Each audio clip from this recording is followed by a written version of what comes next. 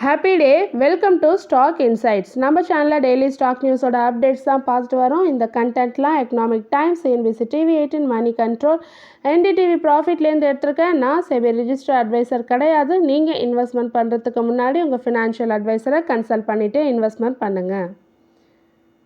Yesterday Indian market எப்படி close ஆச்சுன்னு பார்க்கலாம். நிஃப்டி 50 0.18% ரெட்டில் க்ளோஸ் ஆகிருக்கு. பேங்க் நிஃப்டி 0.37% க்ரீனில் க்ளோஸ் ஆகிருக்கு.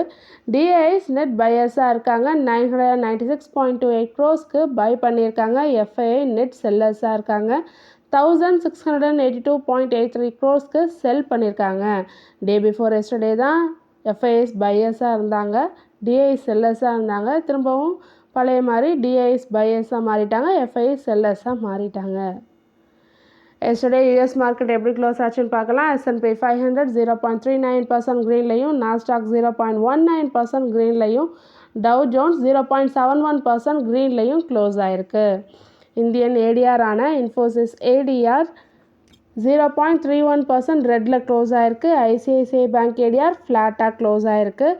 HDFC பேங்க் ஏடிஆர் 0.82% க்ரீனில் க்ளோஸ் ஆகிருக்கு. விப்ரோ ஏடிஆர் 0.27% ரெட்டில் க்ளோஸ் ஆகிருக்கு. டாக்டர் ரெட்டிஸ் லேப் ஏடிஆர் 0.94% க்ரீனில் க்ளோஸ் ஆகிருக்கு. ஸோ இன்றைக்கி என்னென்ன ஸ்டாக்ஸ்லாம் மெயினாக வாட்ச் பண்ணணுன்னா, Q3 ரிசல்ட் கொடுத்த சில ஸ்டாக்கும் சில நியூஸஸும் இருக்குது, பார்க்கலாம். வெல்ஸ்பன் கார்பரேஷன் Q3 ரிசல்ட் கொடுத்துருக்காங்க. Year on year wise net profit 131% increase ஆகிருக்கு. எஸ்டிமேஷன் பார்த்திங்கன்னா 232 crore சொல்லியிருக்காங்க ப்ளூம்பர்கில். பட் இவங்க கொடுத்துருக்கிறது 674.7 crore கொடுத்துருக்காங்க. பயங்கரமாக டபுள் ஆகிருக்கு.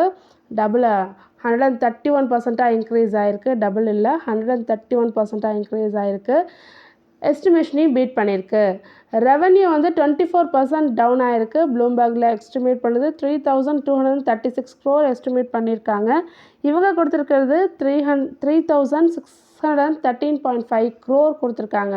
ஸோ ப்ளூம்பர்கில் எஸ்டிமேட் பண்ணுது 3236. ஸோ எஸ்டிமேஷனை பீட் பண்ணியிருக்கு. பட் ஆனால் year on year wise compare பண்ணும்போது 24% டவுனில் தான் கொடுத்துருக்காங்க. எபிடாவும் 6% டவுன், எஸ்டிமேஷனை பீட் பண்ணியிருக்கு. மார்ஜினும் எக்ஸ்பேண்ட் ஆகிருக்கு. 9.7%லேருந்து 12% இன்க்ரீஸ் ஆகிருக்கு. பட் எஸ்டிமேஷனையும் பீட் பண்ணியிருக்கு. ஓப்பன் ஏஐ ஆஃபரிங்ஸை மோர் அஃபோர்டபுள் ஃபார் டெவலப்பர்ஸ்க்கு கொடுக்கணும் அப்படின்னு சொல்லிட்டு அதுவும் இந்தியாவில் இன்ட்ரடியூஸ் பண்ணணும்னு சொல்லியிருக்காங்க. ஸோ ஸ்பெசிஃபிக் ப்ரைஸ் டயர்ஸில் இன்ட்ரடியூஸ் பண்ணுங்கன்னு சொல்லியிருக்காங்க. ஸோ இது ஒரு கீ மெசேஜாக சொல்லியிருக்காங்க. Top Indian start up founders எல்லாம் சேர்ந்து இந்த முடிவை எடுத்திருக்காங்க. அது மட்டும் இல்லாமல் yesterday open AI chief executive Sam Altman வந்திருக்காங்க. ஸோ அவங்கக்கிட்ட தான் இதை பற்றிலாம் பேச்சுவார்த்தை நடத்தியிருக்காங்க. இவங்க யாருன்னு கேட்டிங்கன்னா, இவங்க ஒரு American entrepreneur. So yesterday visit வந்திருக்காங்க இந்தியாவுக்கு. ஸோ இந்தியாவுக்கு வரும்போது இவங்கெல்லாம் நம்மளோட இந்தியன் ஏஐ குரூப்ஸ்லாம் சேர்ந்து அவங்கக்கிட்ட பேசியிருக்காங்க. இதுமாரி இந்தியாவுக்கு ஸ்பெசிஃபிக் ப்ரைஸஸ் டயர்ஸில் அஃபோர்டபுளாக கிடைக்கணும் அப்படின்னு சொல்லியிருக்காங்க. குஜராத் கேஸ் Q3 ரிசல்ட் கொடுத்துருக்காங்க. குவார்டர் ஆன் குவார்டர் பேசிஸில் பார்க்கலாம். நெட் ப்ராஃபிட் 28.4% டவுன் ஆகிருக்கு. எஸ்டிமேஷனையும் பீட் பண்ணல. Year on year wise quarter on quarter பேசிஸில் கம்பேர் பண்ணும்போது கம்மியாக தான் கொடுத்துருக்காங்க. ரெவன்யூ 9.72% இன்க்ரீஸ் ஆகிருக்கு. எஸ்டிமேஷனை பீட் பண்ணியிருக்கு. குவார்டர் ஆன் குவார்டர் பேசிஸில் கம்பேர் பண்ணும்போதும் இன்க்ரீஸ் ஆகிருக்கு. 4152.89 crore கொடுத்துருக்காங்க. எபிடா 26.01% டவுன் ஆகிருக்கு. எஸ்டிமேஷனை பீட் பண்ணல. குவார்டர் ஆன் குவார்டர் பேசிஸில் கம்பேர் பண்ணும்போதும் ரொம்ப கம்மியாக தான் கொடுத்துருக்காங்க. மார்ஜின் பார்த்திங்கன்னா 13.59%லேருந்து 9.16% கம்மியாக இருக்குது. எஸ்டிமேஷனையும் பீட் பண்ணல. 10.8% எஸ்டிமேட் பண்ணியிருக்காங்க. அதில் பட் இவங்க கொடுத்துருக்கிறது 9.16% கம்மியாக தான் கொடுத்துருக்காங்க. ஸோ ஓவராலாக குஜராத் கேஸ் பார்த்திங்கன்னா ஒரு நல்ல ரிசல்ட் கொடுக்கல. Indian coffee export $1 billion cross பண்ணியிருக்கு 2024லன்னு சொல்லியிருக்காங்க.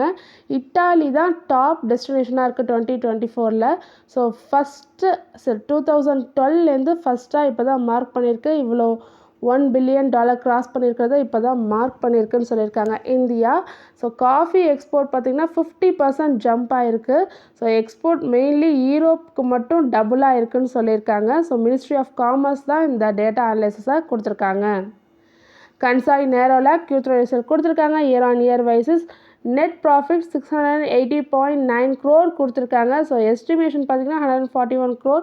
ஸோ எஸ்டிமேஷனை பீட் பண்ணியிருக்கு. இன்க்ரீஸும் ஆயிருக்கு year on year wise comparison பண்ணுறப்ப. ரெவன்யூ 0.2% இன்க்ரீஸ் ஆயிருக்கு. ப்ளூம்பர்கில் எஸ்டிமேட் பண்ணது 1932 crore. இவங்க கொடுத்துருக்கிறது 1921.9 crore. ஸோ மார்ஜினலாக கம்மியாக இருக்குது. பட் ஆனால் இயர் ஆன் இயர் வைஸ் பார்க்கும்போது ரெவன்யூ இன்க்ரீஸ் ஆகிருக்கும். அதுவும் மார்ஜினலாக தான் இன்க்ரீஸ் ஆகிருக்கு. எபிடா டவுன் ஆகிருக்கு, 4% டவுன் ஆகிருக்கு. ஆனால் எஸ்டிமேஷனை பீட் பண்ணியிருக்கு. Year on year wise compare பண்ணுறப்ப கம்மியாக தான் கொடுத்துருக்காங்க, 4% டவுனா. மார்ஜின் கம்மியாக இருக்குது, 12.7%லேருந்து 12.2%ஆக கம்மியாக இருக்குது. பட் ஆனால் எஸ்டிமேஷனை பீட் பண்ணியிருக்கு. 11.50% எஸ்டிமேட் பண்ணியிருக்காங்க ப்ளூம்பர்கில். அதை காட்டிலும் இவங்க அதிகமாக தான் கொடுத்துருக்காங்க கன்சாய் நரோலா. இந்தியா வந்து கியாவை அக்யூஸ்டு பண்ணியிருக்காங்க டாக்ஸ் எவேஷன். அதாவது எந்த பொருள் தவிர்ப்போ இல்லை மறைவு செஞ்சுருக்காங்க டேக்ஸில் வந்து ஒரு அந்த அவங்க கார் இதில் பொருள் வந்து தவிர்ப்பு செஞ்சுருக்காங்க இல்லை மறைப்பு செஞ்சுருக்காங்க. எவேஷன்னா அதுதான் பொருள். ஸோ டேக்ஸ் எவேஷன் பண்ணியிருக்காங்க. $155 பண்ணியிருக்காங்க. கார்னிவல் மினிவேன்ற இதுக்கு டேக்ஸ் எவேஷன் பண்ணியிருக்காங்க. ஸோ கியா வந்து இது வந்து நாங்கள் இந்த குற்றச்சாட்டை ஒத்துக்க மாட்டோன்னு நாங்கள் சொல்லியிருக்காங்க. நாங்கள் வந்து எல்லா ரெகுலேஷன்ஸையும் ஃபாலோ பண்ணியிருக்கோம். எல்லா அத்தாரிட்டிஸ்க்கும் நாங்கள் கோஆப்ரேட் பண்ணியிருக்கோம். நீங்கள் எப்படி சொல்லலான்னு கேட்டிருக்காங்க. சப்போஸ் இந்த குற்றச்சாட்டு வந்து நிரூபிக்கப்பட்டதுன்னா $310 million வந்து பெனால்ட்டி இருக்கும், அலாங் வித் இன்ட்ரெஸ்டோடன்னு சொல்லியிருக்காங்க Indian government. PM Modi Elon மஸ்கை மீட் பண்ணலான் இருக்காங்க. ஸோ அவங்க யூஎஸ் விசிட் பண்ணுறாங்க February 12 to 14. அப்போ வந்து அதில் ஒரு பங்காக இருக்கும். எலான் மஸ்கை விசிட் பண்ணுறது ஒரு பார்ட்டாக இருக்கும். என்ன அதில் பேச போகிறாங்கன்னு பார்த்தீங்கன்னா ஏர்லி ரெகுலேட்டரி அப்ரூவலுக்காக பேச போகிறாங்க. என்ன ஏர்லி ரெகுலேட்டரி அப்ரூவல்னால் என்ன ஒப்புதலுக்காகன்னா, so affordable satellite internet service Starlink வந்து ஆப்ரேஷன் பண்ணணும் நம்ம கண்ட்ரியில் அப்படின்னு சொல்லிட்டு ஒரு ஏர்லியராக பேச போகிறதா சொல்லியிருக்காங்க. ஸோ அலாங் வித் யாரோட கொலாபரேஷனோட இதை பண்ணணும்னு கேட்டிருக்காங்கன்னா இஸ்ரோ, இந்தியன் ஸ்பேஸ் ரிசர்ச் ஆர்கனைசேஷனோட கொலாபரேஷனோட நீங்கள் இந்த affordable satellite internet service Starlink நீங்கள் ப்ரொவைட் பண்ணணும்னு சொல்லி ஏர்லியராக இப்போயே பேச போகிறதா சொல்லியிருக்காங்க நம்ம பிஎம் மோடி எலான் மஸ்கோட. டிம்கின் இந்தியா Q3 ரிசல்ட் கொடுத்துருக்காங்க. இயர் ஆன் இயர் வைஸ் பார்க்கலாம். நெட் ப்ராஃபிட் 10% அப் ஆயிருக்கு. ரெவன்யூ 9.6% இன்க்ரீஸ் ஆயிருக்கு இயர் ஆன் இயர் வைஸ் கம்பேரிசனில். எபிடா 4% இன்க்ரீஸ் ஆயிருக்கு, 106.51 crore கொடுத்துருக்காங்க. மார்ஜின் பார்த்தீங்கன்னா 16.7%லேருந்து 15.9%ஆக கம்மியாயிருக்கு. ஸோ ஓவராலாக பார்க்கும்போது டிம்கின் இந்தியா ஒரு நல்ல ரிசல்ட் தான் கொடுத்துருக்காங்க. Bengal global business summit 2025 yesterday நடந்திருக்கு போல இருக்குங்க. ஸோ அதில் பிஸ்னஸ் லீடர்ஸான முகேஷ் அம்பானி, சஞ்சீவ் புரிலாம் பேசியிருக்காங்க. ஸோ அவங்க வந்து வெஸ்ட் பெங்காலில் இன்வெஸ்ட்மெண்ட் பண்ண போகிறதா சொல்லியிருக்காங்க. அதுக்கான பிளான் இருக்குதுன்னு சொல்லியிருக்காங்க. ரிலையன்ஸ் என்ன சொல்லியிருக்காங்க, ரிலையன்ஸோட முகேஷ் அம்பானி என்ன சொல்லியிருக்காங்கன்னா, நாங்கள் இங்கே வந்து இன்வெஸ்ட்மெண்ட்டை இன்னும் டபுள் ஆக்க போகிறோம்னு சொல்லியிருக்காங்க. With new AI data centre in கல்கட்டாவில் நாங்கள் பண்ண போகிறோம்னு சொல்லியிருக்காங்க ரிலையன்ஸ். அதே ஐடிசி என்ன சொல்லியிருக்காங்கன்னா, நாங்கள் global centre of excellence in ஏஐயில் இன் அப்கமிங் இயர்ஸில் பண்ண போகிறோம்னு சொல்லியிருக்காங்க ITC. Reliance Power Q3 result கொடுத்துருக்காங்க. Year on year wise net profit 42 crore சொல்லியிருக்காங்க. போன வருஷம் இதே குவார்ட்டரில் லாஸில் இருந்திருக்காங்க. 1137 crore லாஸில் இருந்திருக்காங்க. இப்போ நெட் ப்ராஃபிட்க்கு வந்திருக்காங்க. ஸோ இதுவே ஒரு நல்ல ரிசல்ட். ரெவன்யூ டவுன் ஆயிருக்கு, 4.7% டவுன் ஆயிருக்கு.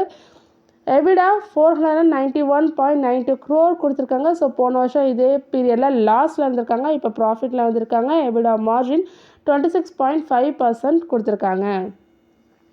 Ujjivan small finance bank 16% increase ஆயிருக்கு. ரீசெண்டாக தான் 52 வீக் லோவை எட்டியிருந்தது. இப்போ அதுலேருந்து 16% பவுன்ஸ் ஆயிருக்குன்னு சொல்லியிருக்காங்க. எதனாலலாம் இந்த இன்க்ரீஸ் ஆயிருக்குன்னா, அவங்க யூனிவர்சல் பேங்கிங் லைசன்ஸ்க்கு அப்ளை பண்ணியிருந்தாங்க. ஸோ அதை பொறுத்து தான் இது இன்க்ரீஸ் ஆயிருக்கு.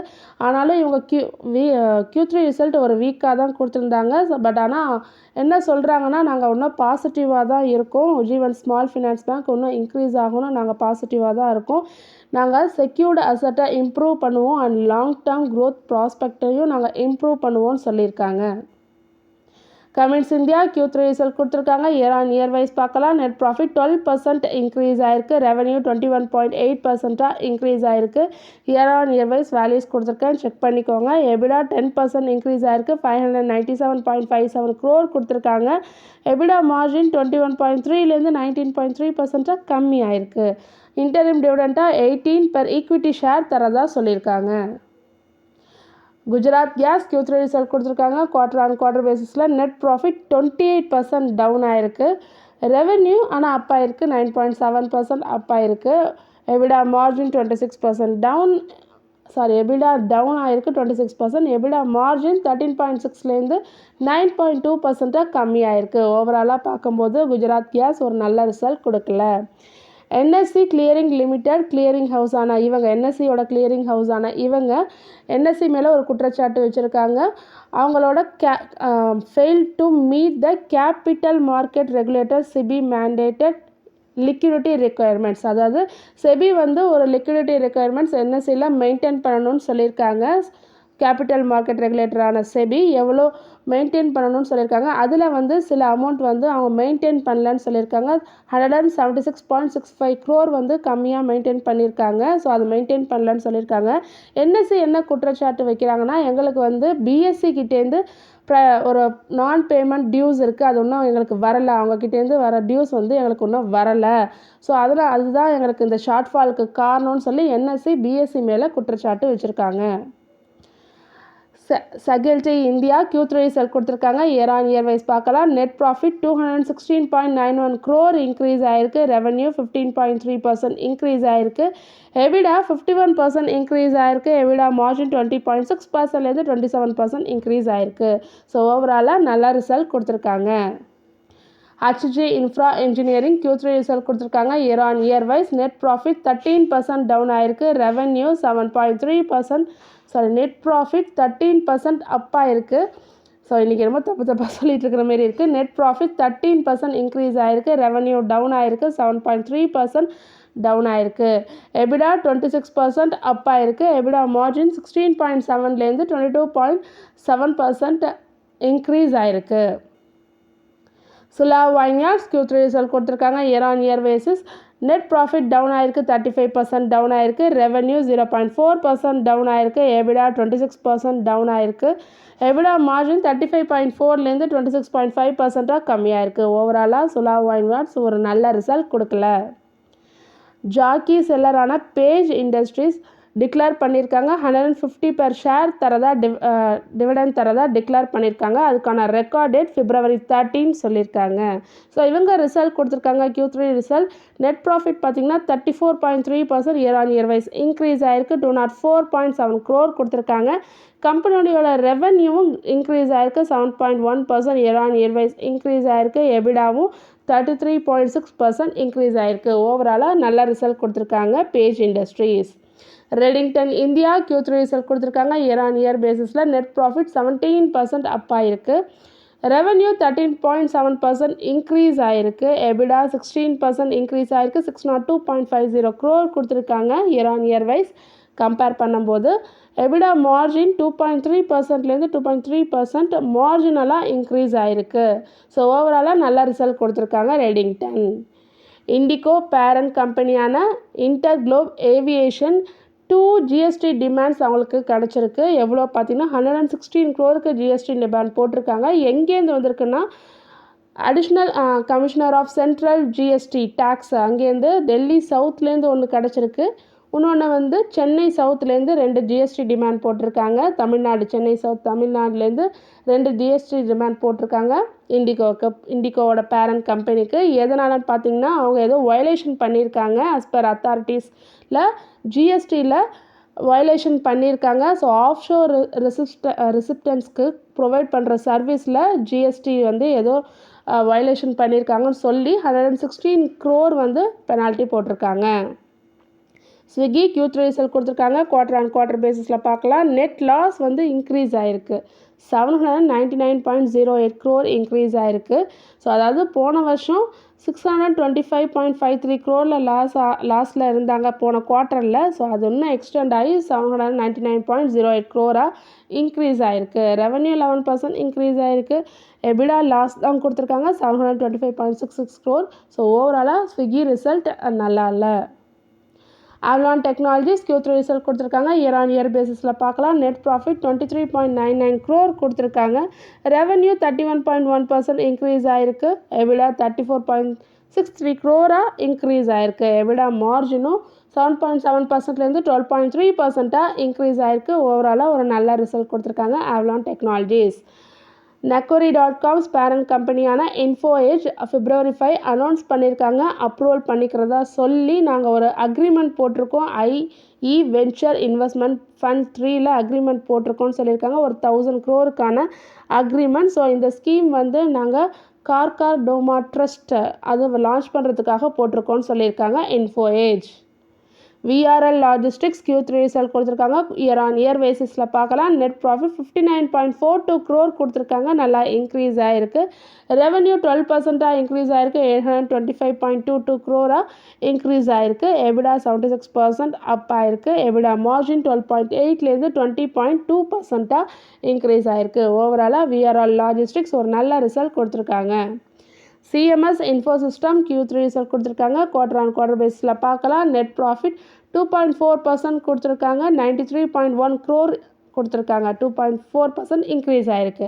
ரெவன்யூ 6.9% டவுன் ஆகிருக்கு. எபிடா 4% இன்க்ரீஸ் ஆகிருக்கு. 159.47 crore இன்க்ரீஸ் ஆகிருக்கு. எபிடா மார்ஜின் 24.5லேருந்து 27.4% இன்க்ரீஸ் ஆகிருக்கு. வெல்ஸ்பன் என்டர்பிரைஸோட சப்சிடரியான வெல்ஸ்பன் மிச்சிகன் இன்ஜினியர்ஸ்க்கு ஒரு ஆர்டர் கிடச்சிருக்கு. 291 crore order Brihan Mumbai municipal corporation கிட்டேருந்து கிடச்சிருக்கு. ஒரு 7 year ஆப்ரேஷன் அண்ட் மெயின்டெனன்ஸ்க்கான கான்ட்ராக்ட் கிடச்சிருக்கு. அது மட்டும் இல்லாமல் இதில் இபிசியும் கவர் ஆகுதுன்னு சொல்லியிருக்காங்க வெல்ஸ்பன் என்டர்பிரைசஸ். தொடர்ந்து இதுமாரி யூஸ்ஃபுல்லான இன்ஃபர்மேஷன் வேணும்னா மறக்காமல் நம்ம சேனலை சப்ஸ்கிரைப் பண்ணுங்கள். பெல் ஐக்கான் கிளிக் பண்ணுங்கள். லைக் அண்ட் ஷேர் பண்ணுங்கள். Thank you.